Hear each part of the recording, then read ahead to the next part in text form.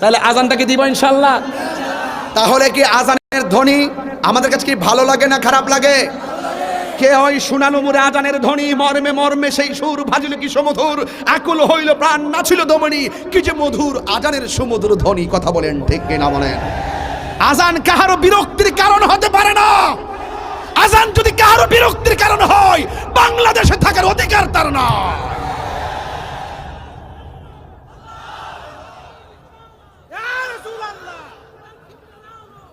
এই বসো, তাহলে আমি আজান দিচ্ছি, ঠিক আছে তো ইনশাআল্লাহ? আল্লাহু আকবার, আল্লাহু আকবার।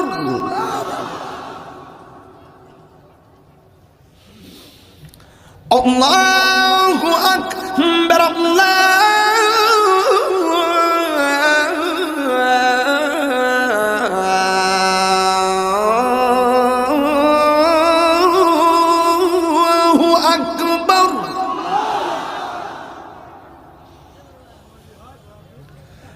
আশহাদু আল্লা ইলাহা ইল্লাল্লাহ,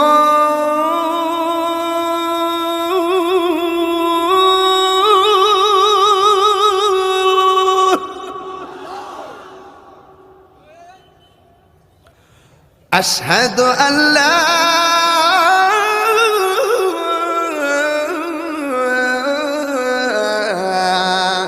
ইলাহা ইল্লাল্লাহ।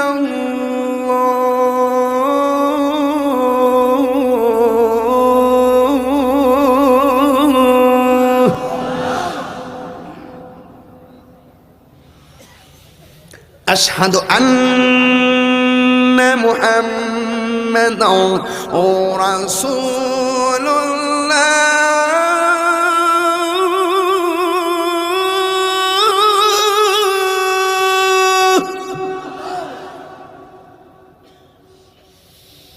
আশহাদু আন্না মুহাম্মাদান রাসূলুল্লাহ।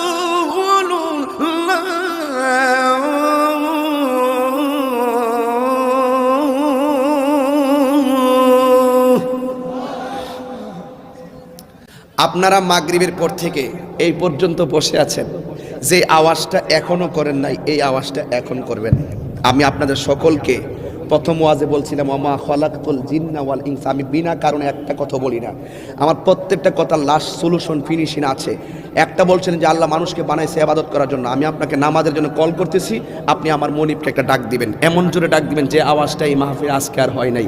রাজি আছেন সবাই? আমরা কাকে ডাক দিব? হাইয়া আলাস সালাহ,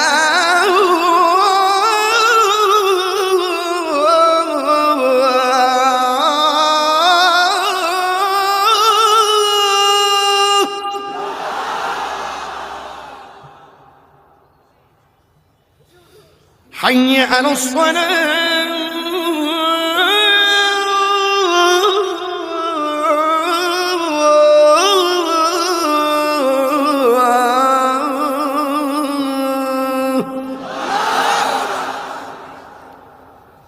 একজনের প্রশ্ন করছে হুজুর আপনি কি খুশি?